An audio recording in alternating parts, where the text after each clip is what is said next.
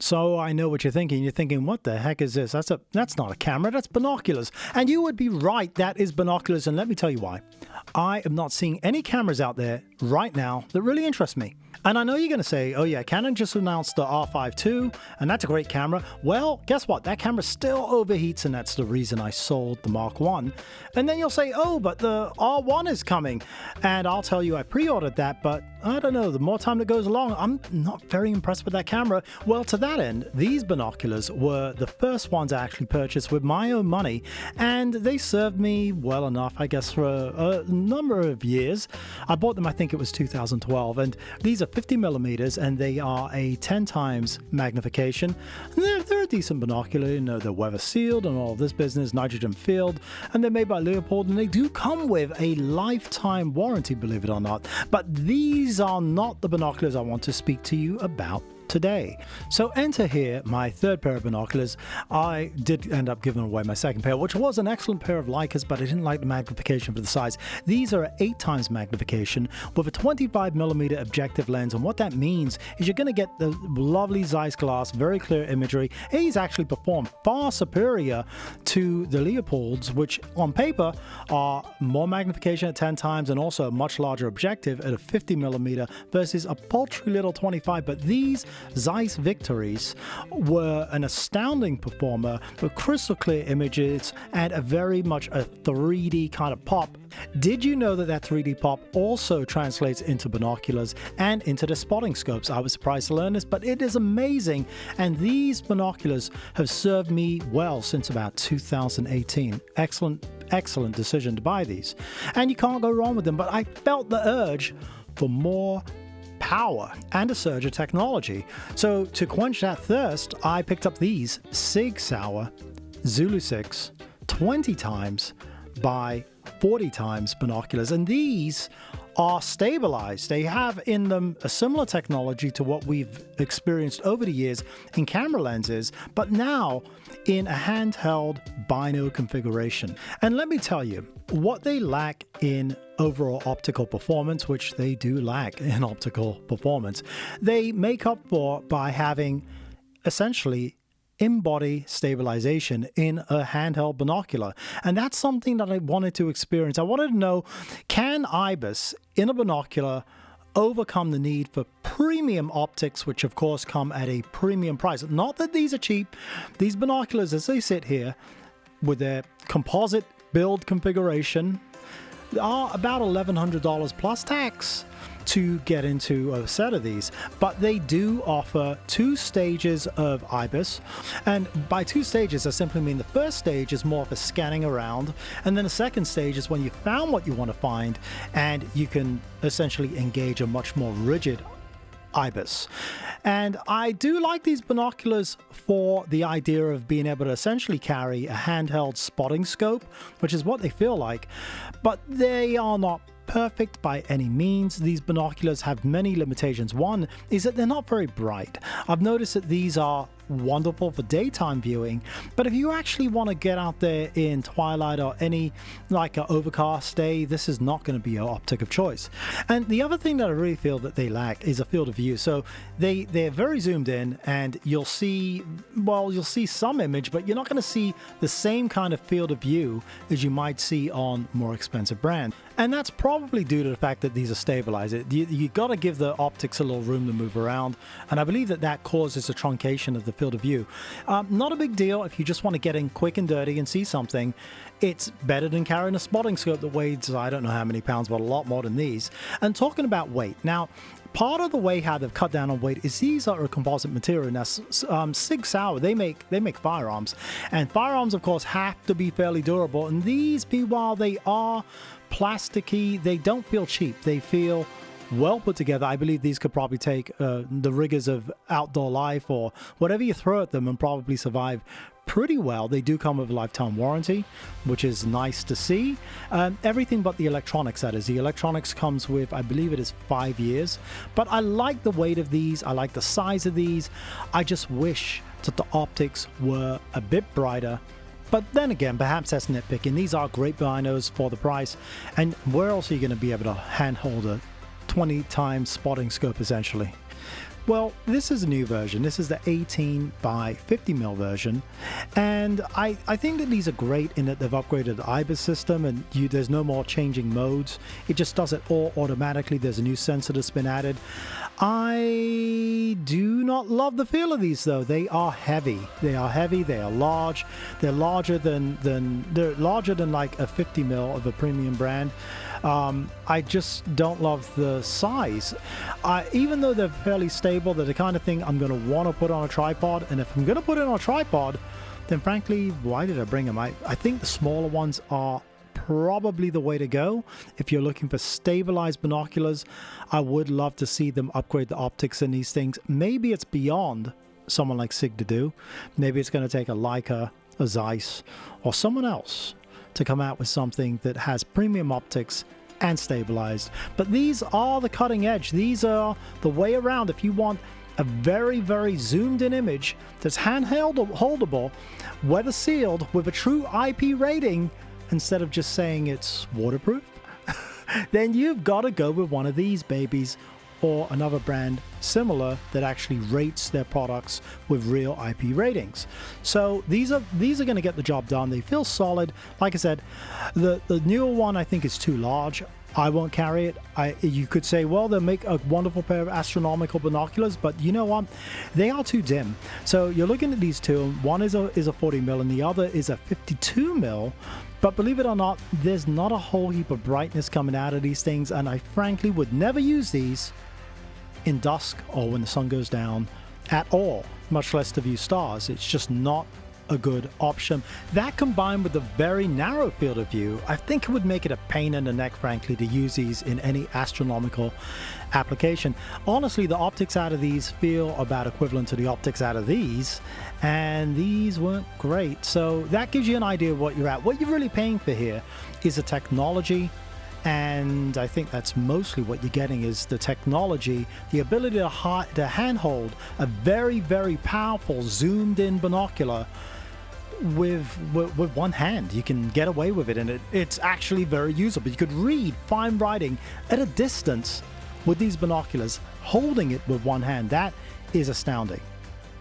But we, of course, prefer optics at a premium. And if you want premium, there are a few brands better than Swarovski, and they make right now a set of binoculars called NL Pure, this of which is the 8 by 42mm variety, and these things just they ooze quality, and frankly you do pay for that. These binoculars retail for about $3,500 a set, and they have pristine image quality.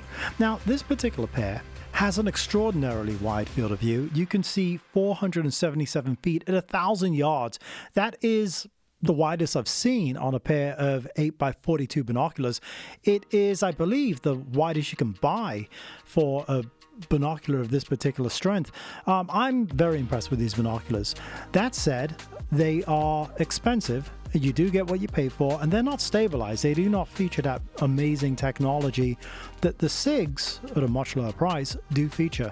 So what are you paying for here? You're paying for outstanding glass. You're paying for a field of view which is extremely flat with edge-to-edge sharpness that doesn't fall off as you get to the corners of the image. You're paying for detail that is absolutely pristine. The easiest way I can describe looking through these is it's like just looking with your eyes. It's like you're there. And that is something truly special. But there is a bit of a conundrum because you will need to be on a tripod to get the best view, because essentially those shakes and jitters, those micro vibrations that your hand does as you're holding these, they translate into the image. And even though it's an extremely sharp image, because of the shakes that we naturally introduce into that image, it makes it extremely hard to discern fine detail. So a tripod is kind of the way to mitigate all of that, and if you do that, you will be amazed at the image that these things can produce. I do like them for a lot of reasons, but ultimately I wasn't sure if they were for me.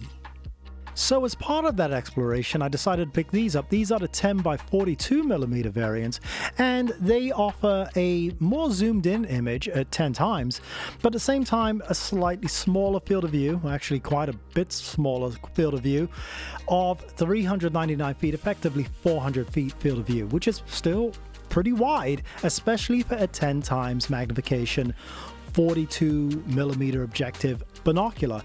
They are essentially the same binocular. The only difference is the magnification, size, weight, everything, handling is identical from pair to pair. It's just really a function, and I'll point this out. Binoculars are very much a personal choice.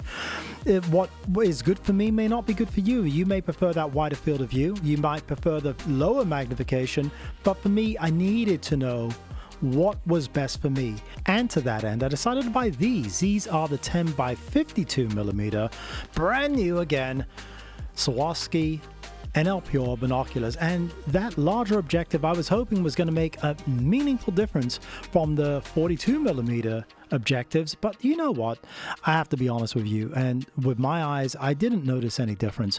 There was perhaps some slight, ever so slight, maybe a 3% difference at best in very low light conditions. But I have to tell you, what I really did notice between these two, comparing them, wasn't the difference in image quality, but instead it was a difference in size and weight. They are, on paper, very similar, but in practice, there is a very much discernible difference in handling and in transportation of these two. The larger 10 by 52s feel much heavier. They feel much more weighty. The experience for me is something I would probably not carry casually. I would need a reason, a specific purpose to carry these rather than I'll just bring them along, which is really my intent for these binoculars in the first place. Something small enough to carry anytime I really want, but large enough so they can render an image in lower light conditions and yet still give me an image which is a very clean, very organic image. And honestly, they all do that, but it's just that I don't want to lug around at extra size and weight, and I don't see really any advantage, with my eyes at least, for the larger objective lens. It's just more size, more weight, and really no return. I much prefer, I know this for myself now, I am a 42 millimeter binocular kind of guy. That's just what it is. But my hunting for this reason wasn't quite over yet. And the reason why is because there's one more elephant in the room that we haven't yet addressed. You see, Swarovski also makes a 12 times magnification 42mm optic binocular, and this particular variant is my binocular of choice. I've added some customizations here. These little things, they keep the light out. They're actually pretty effective. I don't know if I keep them on, but they're working pretty good so far, so maybe I'll run with them, give them a try. These are, I think, my ideal magnification. They are a meaningful upgrade over my Zeiss, my little 8x25s. I can actually see very visually the extra zoom. The field of view is still quite good.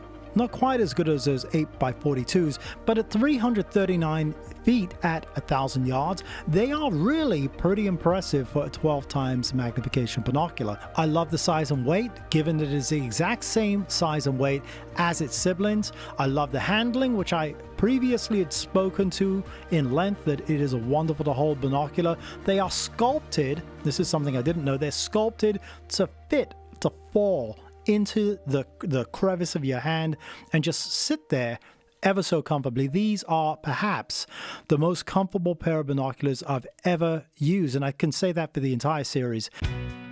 Must have accessories.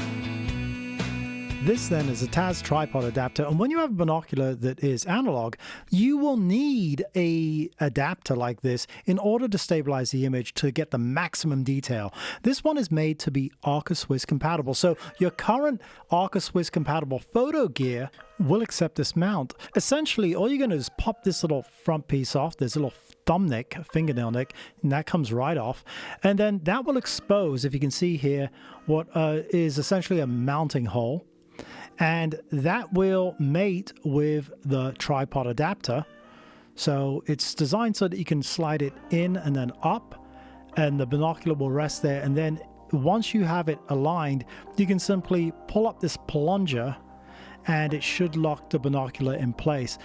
It's the easy use of this kind of accessory that will really make you inclined to want to use it. When things are hard to do, you're probably not going to use it. And given that this is small and compatible with your existing gear, I think it's going to be a win. Now, I've got to point this out that the first pair of binoculars I got, these 8x42s, this adapter, it wasn't compatible. When I popped off this middle piece, I realized that the adapter was not this kind of round, smaller circle inside a bigger circle kind of deal.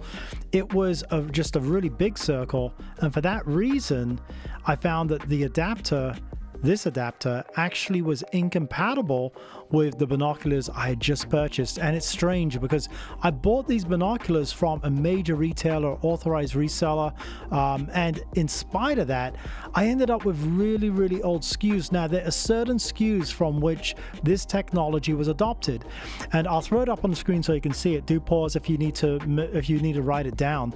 But like I said, if your binoculars are below this particular SKU, then you are going to have to send them in to the manufacturer. Wait, I don't know how long, I didn't want to find out, to get them back so that they can update them. And I believe it's a free update, but the point is, if you just buy a pair of binoculars and you buy that tripod adapter, you probably want them to work right off the bat without having to immediately send it in to the reseller. And again, this happened not only on one pair that I bought from a major reseller who does a lot of business, I'm sure. So the 8x42s, and also, unfortunately, I had the same problem with the 10x42s. Both pairs of binoculars featured the much older, so that would be these, the 10x42s, technology, which is to say they had the old adapter mechanism, which I believe required some sort of bolt be removed and a new bolt with a pin be installed. And that to me was something I didn't want to have to deal with. So for full transparency, I want to make it clear the first two pairs of binoculars that I received were far from perfect. Specifically, the 8x42 arrived, and these older SKUs, I don't think the QC was quite good, because if you look at the eyepiece here, you can see what appears to be a little dot, and it has this halo around it, and that halo, I believe, is moisture. It looks to me like what has happened is there is a piece of dust affixed to the inside of the eyepiece, and that is not a good thing, because there's no way that you can clean that out, because these units are sealed and filled with nitrogen, so they are airtight. If you opened it up, you're going to destroy the binocular, essentially ruining those seals. So this is not something that's user repairable. I don't expect this on a pair of binoculars that's $3,500 plus tax. It's a bit unacceptable. And to be honest, the 10x42s were no better, because they initially, I didn't see any dust in them, but when I took them out to look at the night sky and I looked directly up, I suppose dust that was in the tubes must have fallen onto the eyepiece, because when I later took them inside and inspected them, I noticed that again I had internal dust on the inside of the eyepiece. This is unacceptable for a binocular at this price. Going back to my $200 binoculars, I've never seen this before on a pair of binoculars. So I was very disappointed to see that on these. I can only imagine that the QC has been improved in the latest serial numbers. So if you do buy these, I will caution you, make sure you're buying one of the latest serial numbers to avoid issues like this. So okay, so wrap up, where does that leave us? I think it leaves us with this. I've decided for myself that the 12x42s are probably the ideal pair of binoculars. I do love these. These ones have actually arrived perfect. There's no issues. The glass is tremendous quality. It's probably the best pair of binoculars I've ever owned, and I'm very happy with them. Now, that's not to say I'm going to get rid of my Zeiss. These things have been great. The size is absolutely compact. They give a beautiful 3D pop that Zeiss is famous for, and I'm not going to get rid of them anytime soon, but these are going to be an absolutely clutch part of my stable. I think that these are going to be a wonderful binocular for many years. And I will make this one point regarding QC. These binoculars all come with lifetime warranties. Both the Zeiss and the Swarovskis are backed by a full lifetime warranty, and that's, by the way, transferable. So I do think to a large extent there is less to worry about when you're buying these kind of optics. And that's not to say it's just the premium ones, because like I said earlier, the Leopold, which I think was only $200, also came with a lifetime warranty. But I think I might trust the Swarovski warranty and definitely the Zeiss warranty to a large extent. I do like these accessories, by the way. So this is a forehead rest, and it's an optional part that you can buy, and it adds about 30% more stability to the image.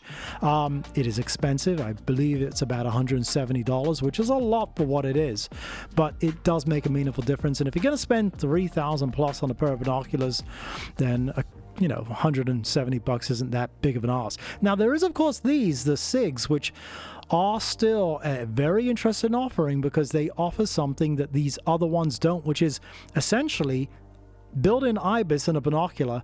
So you are losing the image quality, the absolute image quality that you get with the Swarovskis, but you are getting that technology. If I could have only one, it's probably going to be the Swarovskis. But that said and done, I think for my purposes, I'll probably hang on to both, because there are times I'm just going to want to, just down and dirty, just see something really close up, and I may not be so gentle with them, and in that case, having only $1,100 in it is going to be much more inclined to roughhouse those than with these $3,000 premium binoculars.